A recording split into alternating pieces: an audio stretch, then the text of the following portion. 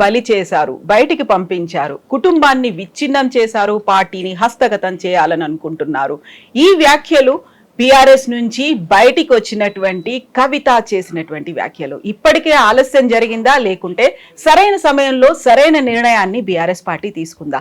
ఎందుకని కుటుంబానికి బీఆర్ఎస్ కి కవితకి మధ్యలో ఇంత గ్యాప్ ఏర్పడింది?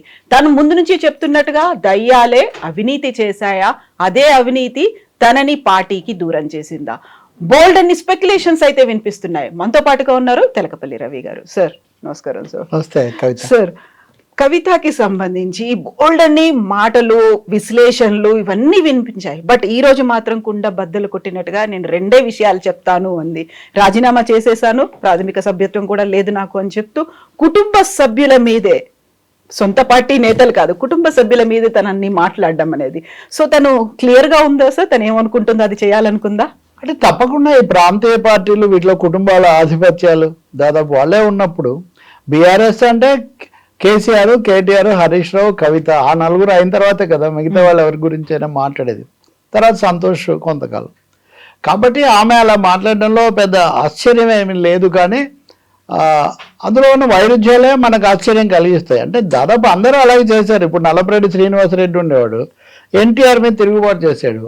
ఆయన అంటే నాకు చాలా భక్తి, ఆయన నా బాత్రూంలో కూడా ఆయన ఫోటో ఉంది ఇలా చెప్తూ ఊరూరా తిరిగి ఎన్టీఆర్ మీదే పిట్టకథలు చెప్పుకుంటూ అలా కాలక్షేపం చేసి కాంగ్రెస్లోకి వెళ్ళి మళ్ళీ మంత్రి అయ్యాడు. కాబట్టి తిరుగుబాటు చేసిన వాళ్ళు ఎవరైనా కానీ, తిరుగుబాటు అనండి, ధిక్కారం అనండి, అసంతృప్తి ఏ పేరైనా పెట్టండి, వాళ్ళు పార్టీతో మాకేం పేచీ లేదు, పార్టీ అధినేతలు లేకపోతే మూల పురుషులతో మాకేం లేదు, మధ్యలో ఎవరో కొంతమంది కుట్ర చేశారు, వాళ్ళ వల్ల ఇదంతా జరిగిందని చెప్తూ ఉంటారు. కవిత కూడా దాదాపు ఇప్పుడు ఆమె మాటలన్నీ హరీష్ రావును హరీష్ రావు ప్రధానమైన కారణం అన్నది ఆమె ఆరోపణలు. ఆమె కేంద్రీకరణ అంతా, ఫోకస్ అంతా హరీష్ రావు మీద ఉంది. కానీ అదే సమయంలో అన్న తారక రామారావు మీద కూడా, కేటీఆర్ మీద కూడా అస్త్రాలు ఏమీ వేయకపోలేదు కదా.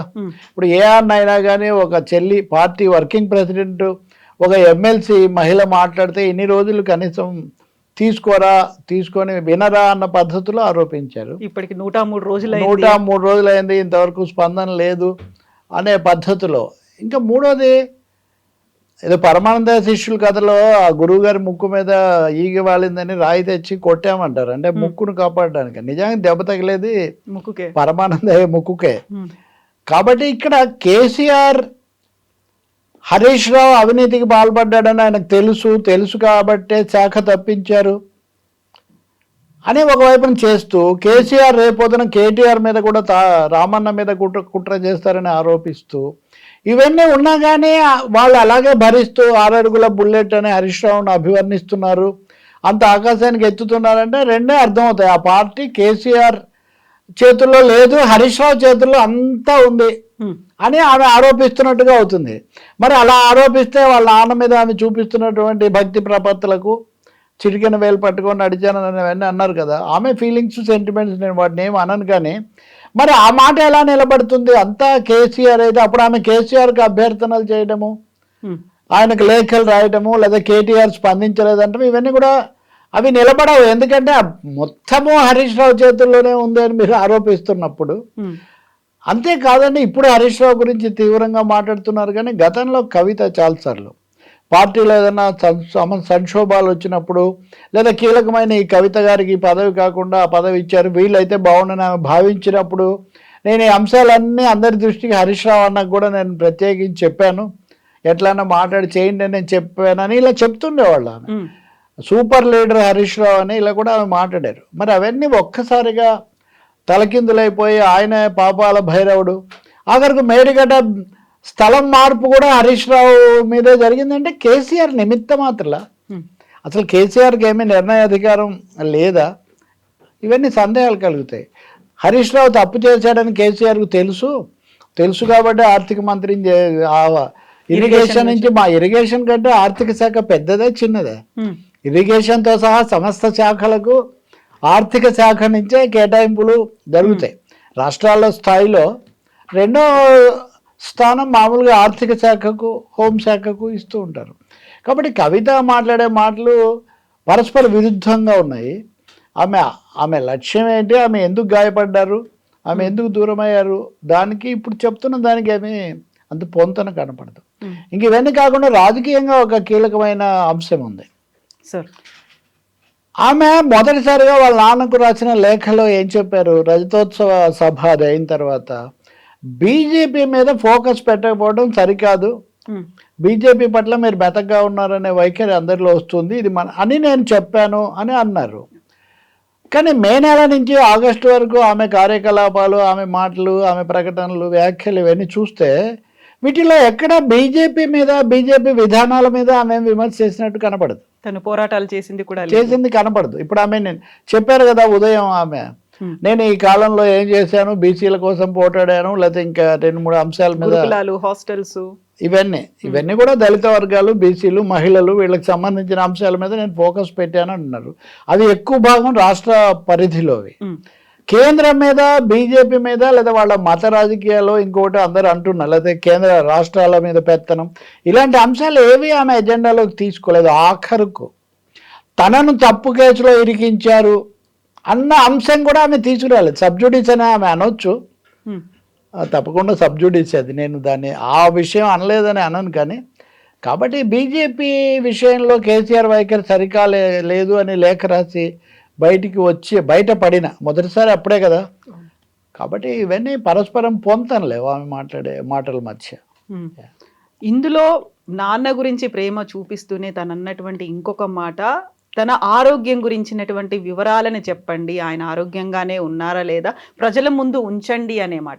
ఇప్పటిదాకా తనకి ఆరోగ్యం బాగాలేదు, తరచుగా హాస్పిటల్స్కి వెళ్తున్నారు అంటే అందులో కూడా అనుమానం వచ్చేలా కవిత చేసినటువంటి వ్యాఖ్యల ఉద్దేశం ఏంటంటే, ఒకటే అండి, పార్టీ లేదా పార్టీ సర్వాధినేత మూల విరాట్ అయిన కేసీఆర్ ఎవరి చేతుల్లోనో బందీగా ఉన్నారు.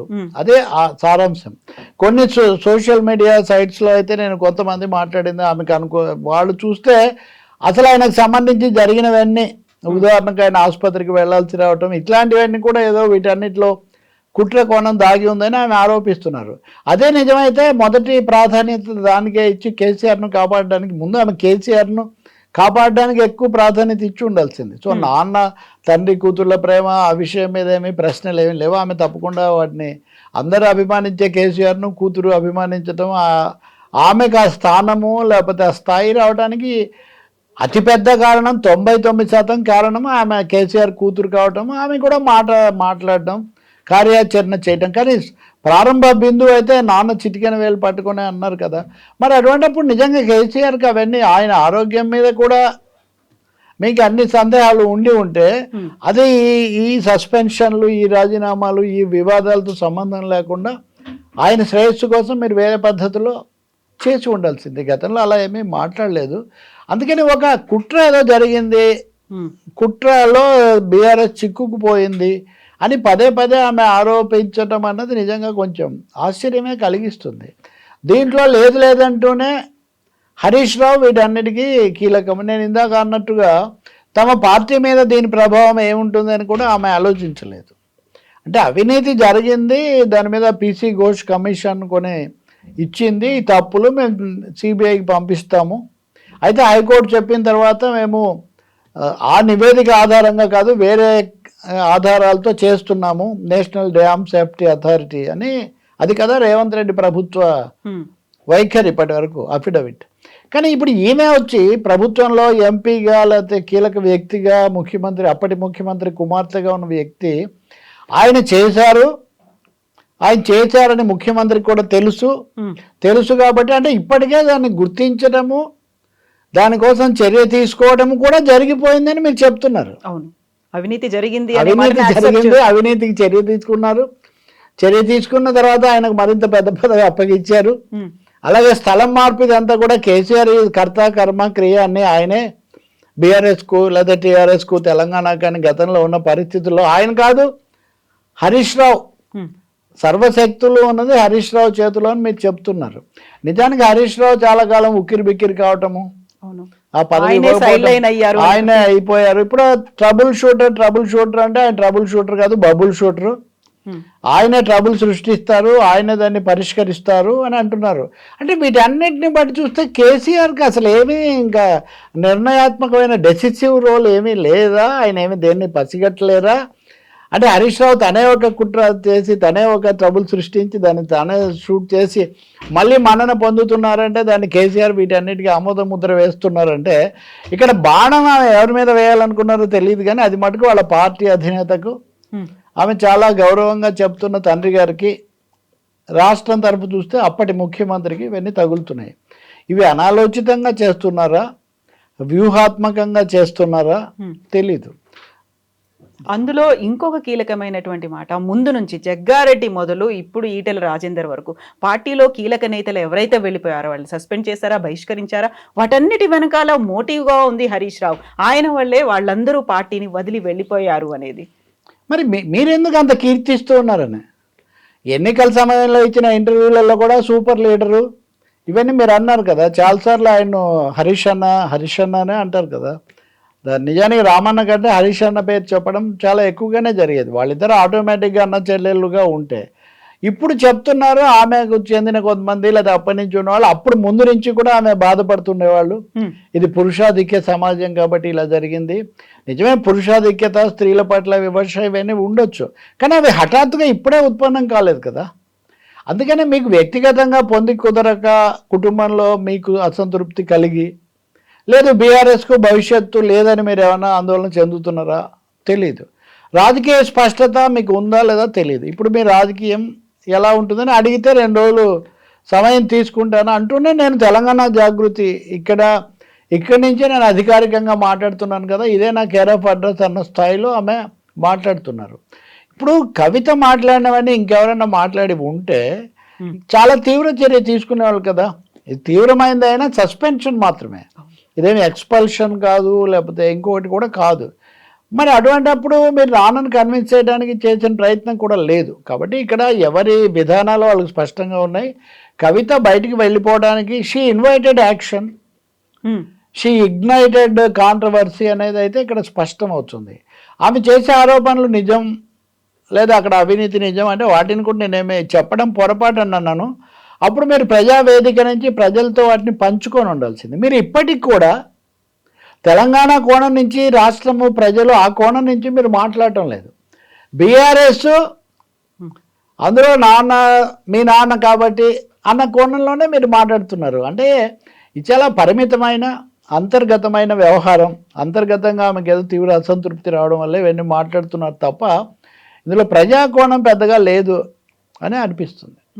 సో నాన్న గురించి అంత చెప్తూనే ఈ మధ్య కాలంలో వినిపించింది నాన్న తనని కలవడానికి ఇష్టపడట్లేదు అనే మాట, అన్నకు కూడా రాఖీ కట్టలేదు, ఇలాంటి వార్తలన్నీ చాలా నెగిటివ్గా వస్తున్నాయి. బట్ అవన్నీ కాదు, మీకేమీ తెలియదు, మేము కలుసుకున్నాం మాట్లాడుకుంటున్నాం అని చెప్తూనే నాన్నని అలర్ట్ చేయడం, రామన్న జాగ్రత్తగా చూడు అని చెప్పడం, మళ్ళీ అందులో ఒక ప్రేమ కనిపిస్తుంది, మేము దూరం కాలేదు మేము అంతా కలిసే ఉన్నాం అంటూనే అమ్మకి దూరం చేశారు అనేటువంటి ఇంకొక సెంటిమెంట్, ఒక ఎమోషన్ అనేది అక్కడ కనిపించింది. కవిత ఈ పర్సనల్ మ్యాటర్స్, ఫ్యామిలీ సెంటిమెంట్స్ వీటి మీద కామెంట్ చేయడం కొంచెం ఈ సున్నితమైన విషయం, రెండోది పెద్ద అవసరమా అనిపిస్తుంది. కానీ ఆమె మాట్లాడిన దాంట్లో ద్వంద్వత్వం ఉంది. ద్వంద్వత్వం ఏమిటి అంటే నాన్నతోనే నడిపించారు, నాన్న ద్వారానే ఇవన్నీ కూడా చెప్తూ నాన్న కోసమేనే అంటూ, రెండో వైపున అమ్మకు దూరం చేశారని నాన్న కూడా ఇప్పటికే దూరం అయి ఉన్నారు కదా వాస్తవానికి. అంటే నాన్న కోసం అయితే నేనేం పెద్ద బాధపడట్లేదు, కుటుంబ పరంగా అమ్మ కోసమే బాధపడుతున్నానని మీరు ఒక సిగ్నల్. అంటే ఇప్పటికీ ఆమె కేసీఆర్కు చాలా ఇష్టమైన కూతురు లేదా కేసీఆర్ కూచి ఏదో అంటారు కదా మామూలుగా, నాన్న కూచి ఇట్లా అంటారు కదా, అన్నదాన్ని మీరు పూర్వపక్షం చేయడం కోసం జాగ్రత్తగా అమ్మ కోసం అని మాత్రమే మీరు అక్కడ చెప్తున్నారు. ఇంకా అన్న విషయానికి వస్తే అన్న నేనేదో రాఖీ మెసేజ్ పెట్టినా లేదు అది ఇది అంటున్నారు. కానీ అన్నగా వదిలేయండి, వర్కింగ్ ప్రెసిడెంట్గా మీరు ఆయన కలుసుకొని విషయాలన్నీ చెప్పి ఉండాలి కదా. చెప్పడానికి మీరు ఏం ప్రయత్నం చేశారు తెలీదు. ఈ మధ్యకాలంలో మీరు చేసిన రాజకీయ కార్యాచరణ దాని దిశానిర్దేశం ఏంటి తెలీదు. లీకులు అన్నిటికంటే ముఖ్యమైనది నేను ముందు నుంచి చెప్తున్నాను. ఆయన దేవుడు చుట్టూ దయ్యాలు ఉన్నాయి అని పదే పదే చెప్పడం అన్నది అంటే బీఆర్ఎస్ పార్టీ దయ్యాల పార్టీ. దేవుడు దయ్యాల కంటే పవర్ఫుల్ కదా. కాబట్టి దేవుడు తెలిసే దయ్యాలను పెట్టుకొని ఉండాలి. దేవుడు తెలిసే దయ్యాలను పెట్టుకున్నాడు అని అన్నా కానీ ఒక టైపు, లేదు దేవుడు దయ్యాల కంటే బలహీనుడైపోయాడు దయ్యాల ముందు, ఈ రెండు కూడా వాదనకు కానీ రాజకీయ తర్కానికి కానీ మీరు నిలబడవు. కాబట్టి మీరు వీళ్ళ భుజాల మీద తుపాకి పెట్టి వాళ్ళని కాలుస్తున్నారా, లేదా ఆయన అంటే చెల్లుబాటు కాదు కాబట్టి ఇవన్నీ మీరు అంటున్నారా?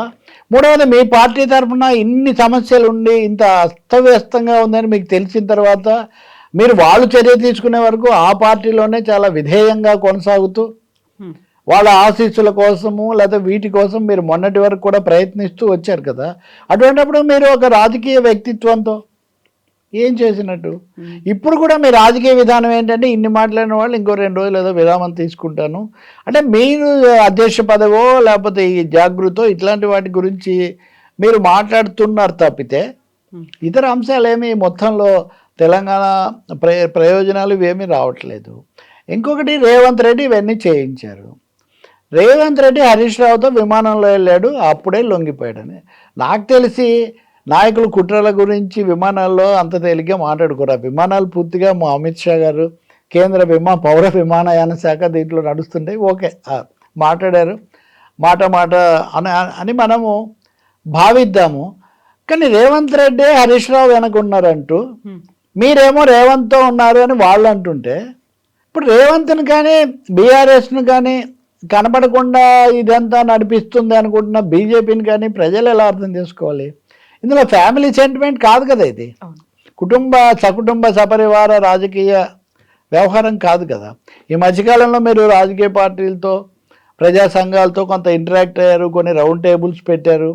ఎప్పుడైనా ఈ భావాలు ఎంతవరకు పంచుకున్నారనే విషయం ఒకటైతే నా కార్యాచరణ ఈ విధంగా ఉండబోతుంది, నా ఆలోచన ధోరణిది అని మీరు స్పష్టంగా అయితే చెప్పలేదు. బీసీల కోసం పనిచేస్తాను, అది ఇప్పుడు ముందు నుంచి చేస్తున్నారు.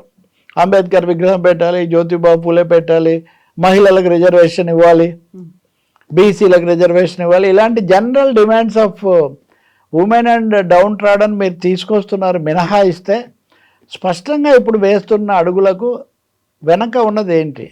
వెనక ఉన్న ఎవరు అంటే ఆమె తోలు తీస్తాను.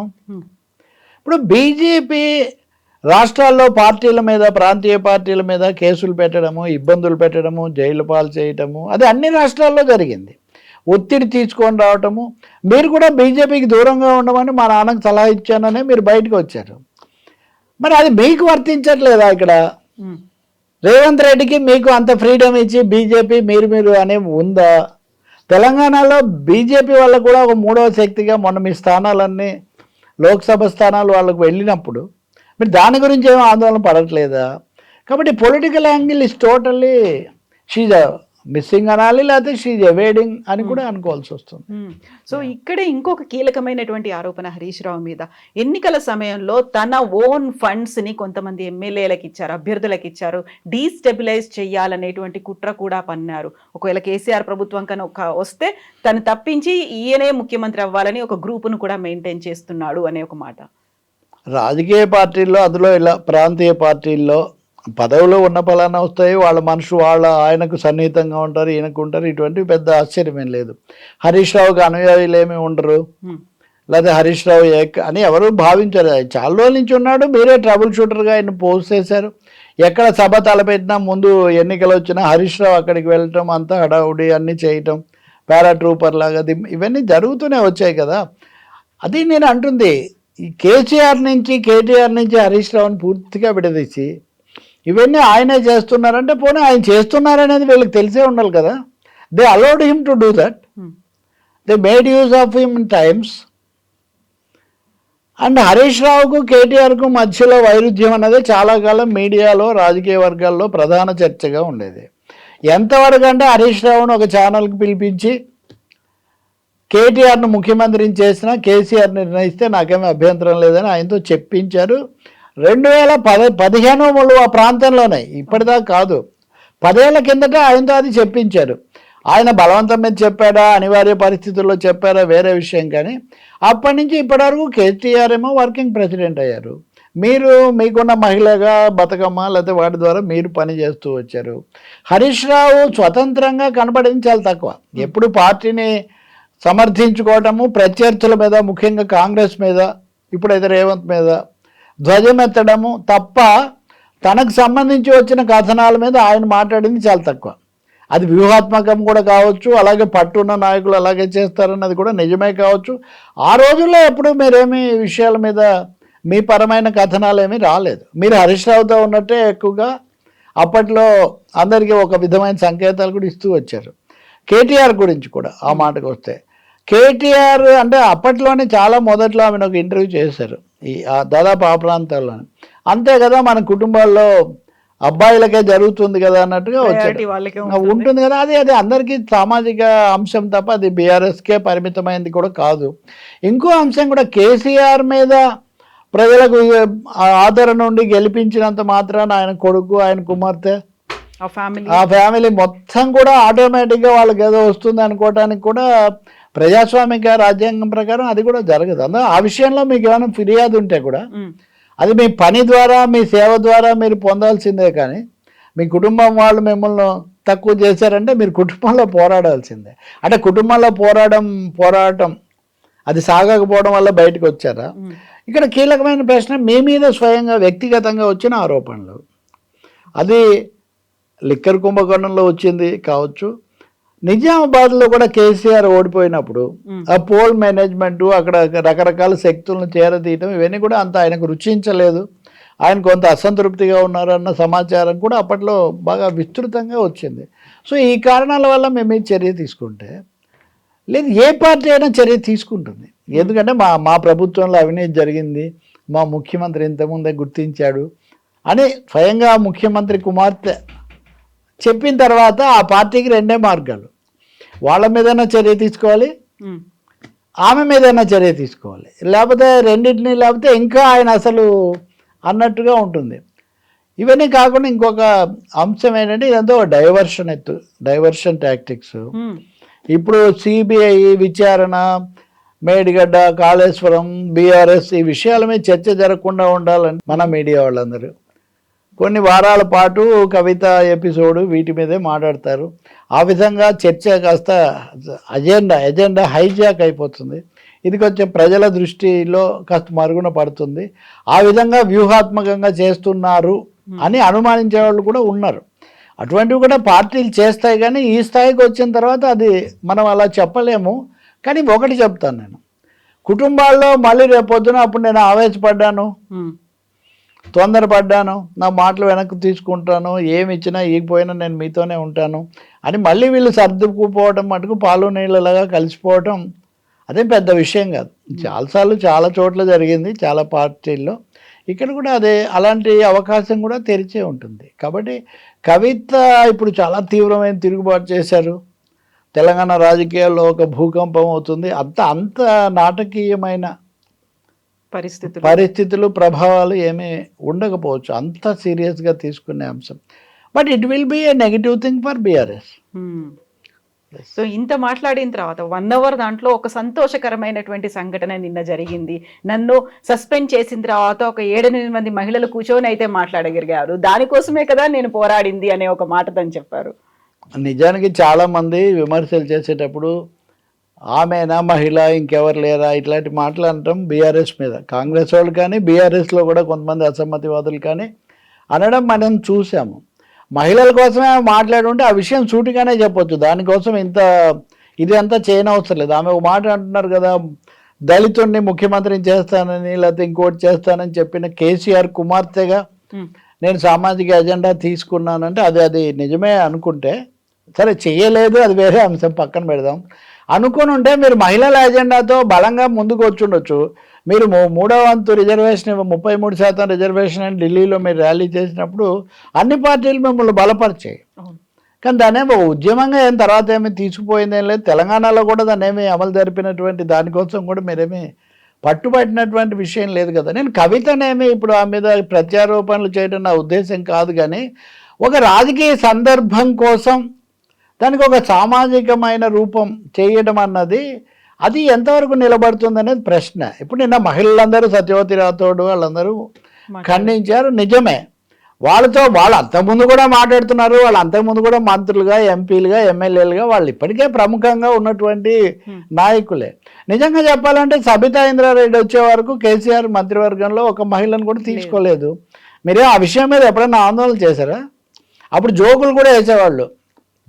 నేనేం జోకులకు గొంతు కలపట్లేదు, కానీ కవిత ఎమ్మెల్యే వచ్చే వరకు కూడా కేసీఆర్ ఇంకెవరిని తీసుకోరు అని ప్రత్యర్థులు కామెంట్స్ కూడా చేస్తుండేవాళ్ళు.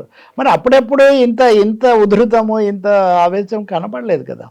కాబట్టి మీరు వ్యక్తిగతంగా కుటుంబ పరంగా లేకపోతే రాజకీయంగా కొన్ని శక్తుల ఒత్తిడి మీ మీద ఉండవచ్చు. ఒత్తిడే లేదంటాం. ఒత్తిడి వేరే వాళ్ళు నా వెనుకున్నారంటే నేను తోలు తీస్తానని మాట్లాడితే ఖచ్చితంగా భారతదేశంలో కేంద్ర ప్రభుత్వం, మోదీ ప్రభుత్వం త్రిశూల వ్యూహంతో ఎన్ఫోర్స్మెంట్ డైరెక్టరేట్ను, సిబిఐని, ఐటీని ఉపయోగించి రకరకాల పద్ధతుల్లో ప్రాంతీయ పార్టీలను, రాష్ట్ర ప్రభుత్వాలను, రాష్ట్రాల్లో పార్టీలను ఇబ్బందుల్లో పెడుతుందని ఒక ఆరోపణ తీవ్రంగా ఉంది. బీజేపీలోనే కొంతమంది అటువంటివి చేస్తుంటారు. ఆ మాట అన్న వాళ్ళని తోలు తీయాల్సినంత అవసరం ఏమీ లేదు వాస్తవానికి. So your fire are your anger is misplaced. ఇక్కడికి వచ్చేసరికి మీ సోషల్ అజెండా, ఈ అజెండా మీద ఆమె కొన్ని రాజకీయ పార్టీలతో, సంఘాలతో మాట్లాడారు, 1-2 రౌండ్ టేబుల్స్ పెట్టారు, అంత బాగానే ఉంది. కానీ అంతకుముందు మహిళల కోసం మీరు ప్రధానంగా చేసింది బతుకమ్మ ఉత్సవాలే. ప్రధానంగా జరిగింది బతుకమ్మ ఉత్సవాల రూపంలోనే ఆ కార్యక్రమం జరిగింది తప్ప మిగిలిన 10 ఏళ్లలో మహిళలను ఒక శక్తిగా మలచే కార్యక్రమం అయితే పెద్దగా ఏం జరగలేదు. ఇప్పుడేం చేస్తే సంతోషం. కానీ దాన్ని ముడిపెట్టేసి సోషల్ మీరు ఒకవైపునేమో సూచనలు లెటర్ లీక్ అయ్యి ఉండకపోతే ఆ లీక్ కూడా మీరు లేనప్పుడు అయింది. ఇప్పుడు ఒక విషయం లీక్ అయిందంటే ఇతరులు అనడానికి ఎంత అవకాశం ఉంటుందో దాన్ని వాళ్ళే బయట పెట్టారేమో అని అనడానికి కూడా అంతే అవకాశం ఉంటుంది. ఇవన్నీ మనకు మీడియాలో రకరకాల సోర్సుల ద్వారా తెలుస్తూ ఉంటుంది కాబట్టి మనకి ఇవన్నీ కొత్త అంశాలు ఏమీ కాదు. అందువల్ల ఎదురుదాడి ఒక్కటే వ్యక్తులను కాపాడుతుందా అన్నది ఒక పెద్ద ప్రశ్న. కవిత చెప్పిన చాలా అంశాలు, ఆమె ఆగ్రహము, ఆవేదన, అవన్నీ కొంచెం ప్రశ్నలకు అవకాశం ఇస్తున్నాయి.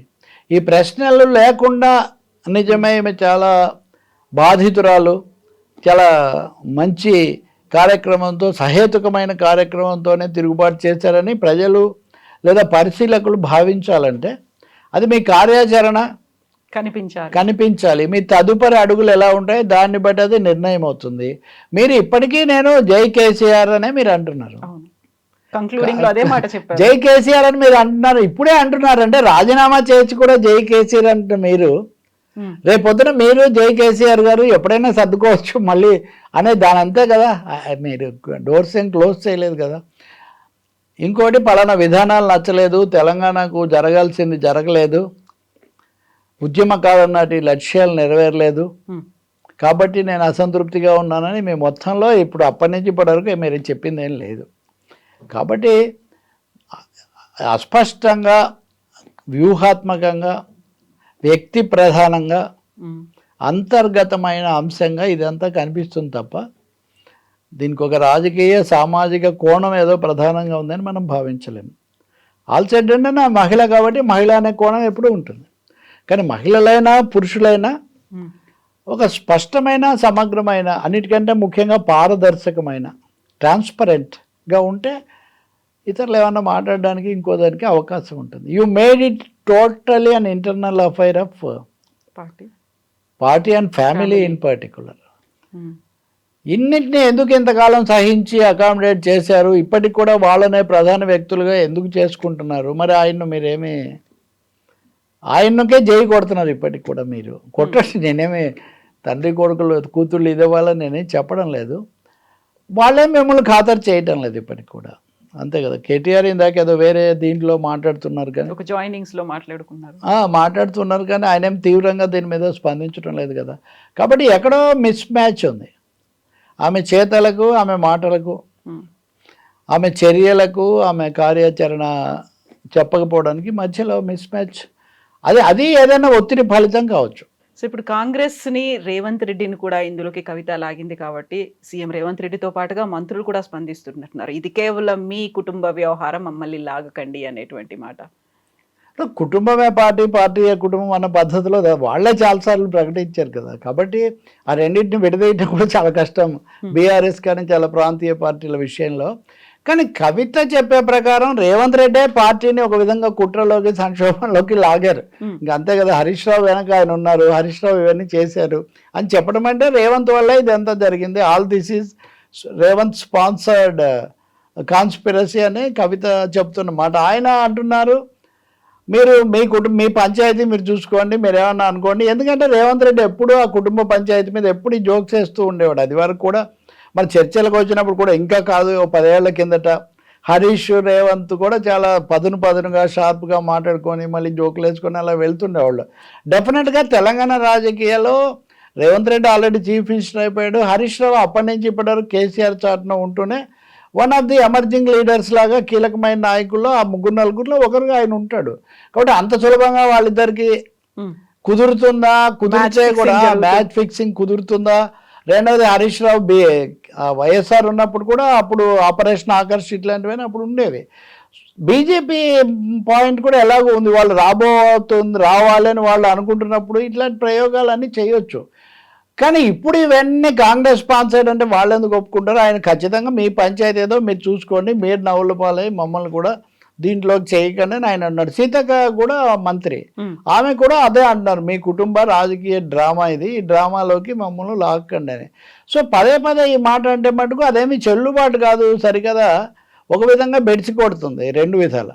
తప్పకుండా ఎవరైనా రాజకీయాల్లో అవతలాళ్ళకి వచ్చిన ఇబ్బందిని, ఇరకాటాన్ని, కలహాలను, సంక్షోభాన్ని వాడుకోవడానికి ప్రయత్నిస్తారు. అదే ప్రయత్నించడం వేరు.